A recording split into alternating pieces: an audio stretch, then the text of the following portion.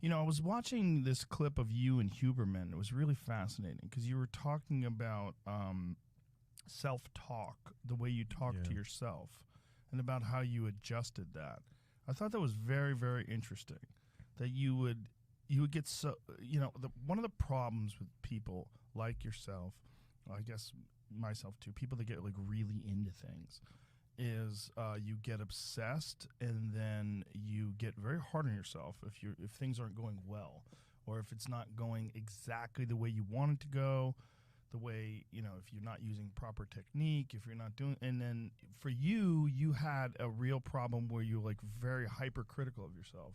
Yeah, and I mean, it was actually out loud. I mean, I would just verbally berate myself whenever I made mistakes, and I don't remember not experiencing this, right? So this is something that Your whole life. Yeah, this is like 7-year-old Peter was doing this too. Wow. Yeah. Where'd you get that from?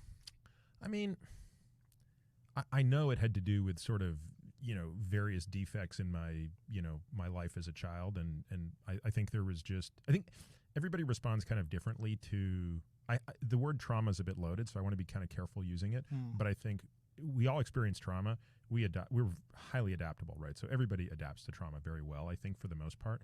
But there are maladaptations. And I think one of my, you know, issues I think growing up was just a total inferiority complex, right? This feeling like not good enough, you know, looked down upon constantly, you know, all that sort of stuff. Like a lot of this is very typical immigrant stuff, by the way. Like when you're kind of the only non-white person in your middle class neighborhood, you're different than everybody else.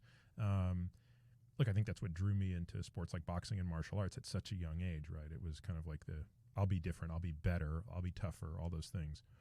So somehow I just think that narrative got harsher and harsher as I got older and older.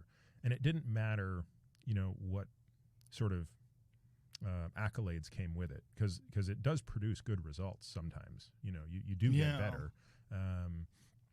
But I think, you know, where I got to was just the benefits were no longer close to compensating for the costs.